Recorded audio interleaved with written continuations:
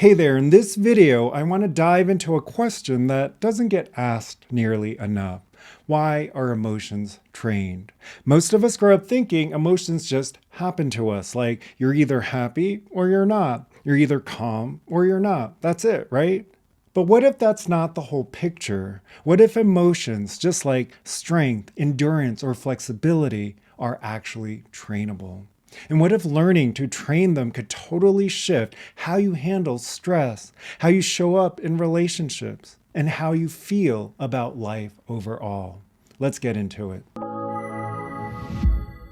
Here's the thing, emotions aren't just these random reactions we have.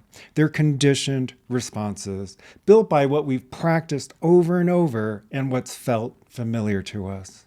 Ever notice how some people get angry at the drop of a hat, while others seem to stay calm no matter what's going on? Or how some folks always go straight to worry, while others lean more towards trust?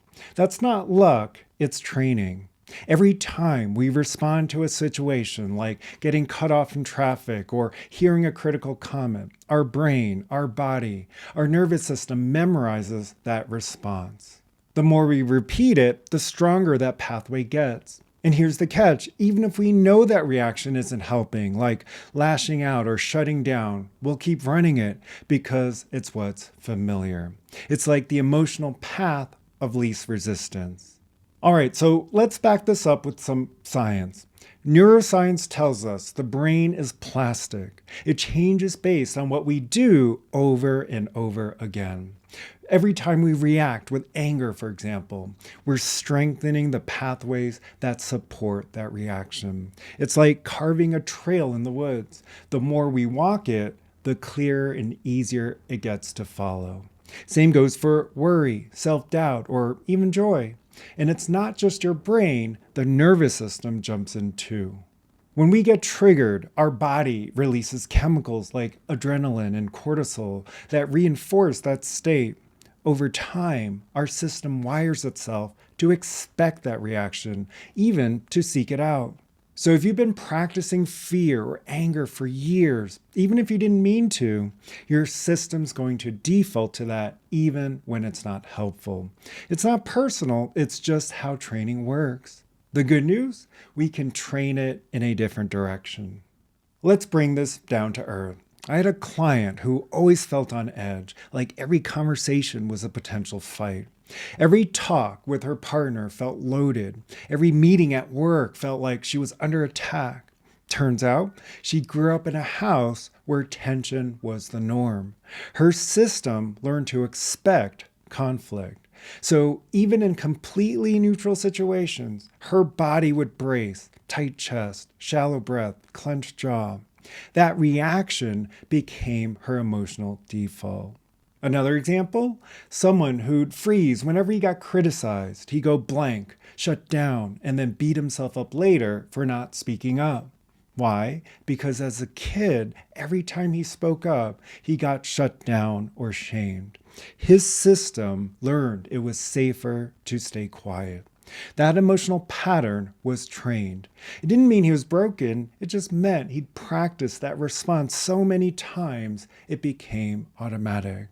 That's why telling yourself, just be more confident, doesn't always work. It's like asking someone to run a marathon without any training. Emotions are the same. They need repetition, structure, and patience to change. So why does this actually matter? Because when you see emotions as trained, not as who you are, it gives you choice. You get to decide what you want to train next. Imagine going to the gym for the first time and realizing, hey, if I put in the reps, I can get stronger. Same thing with emotions. If you've practiced worry for years, it's going to feel like second nature. But if you start training trust or resilience, over time, that can become your new go-to. This is where a lot of people get stuck. They think, I'm just an angry person, or I've always been anxious. But that's like saying, I'm just weak, or I'm just slow. Sure, we all have natural tendencies, but training shapes those tendencies into patterns. That means you can actually change them. It might feel slow at first, like lifting a weight that's too heavy, but with practice, your system starts to shift. And that's where the real transformation happens. Now, here's the thing most people get wrong. A lot of us think if I understand why I feel a certain way, that should be enough to change it. But that's only part of the equation. It's like reading about swimming, but not actually getting in the water. You can know exactly why you get triggered, but unless you practice a different response, your system's going to default to what it knows.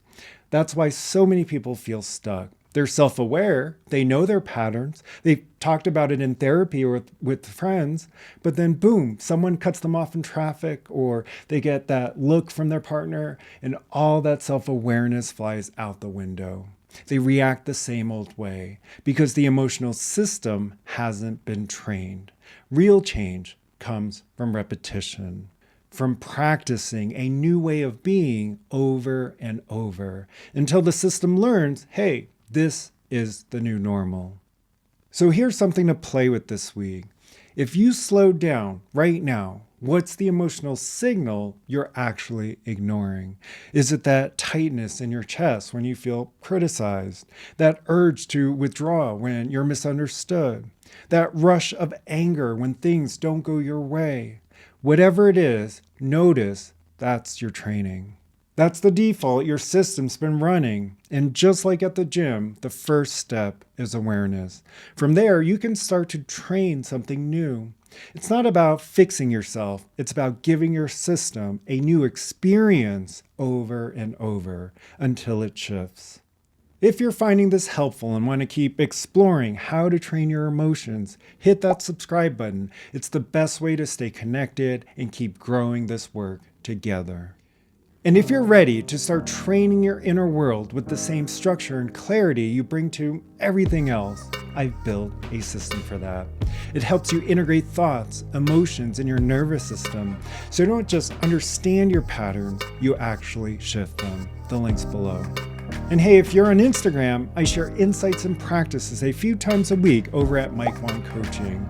Would love to connect with you there. You can also join the weekly newsletter below. It's where I share more tools and reflections to help you apply this work in your own life. Thanks for watching. I'll see you in the next video.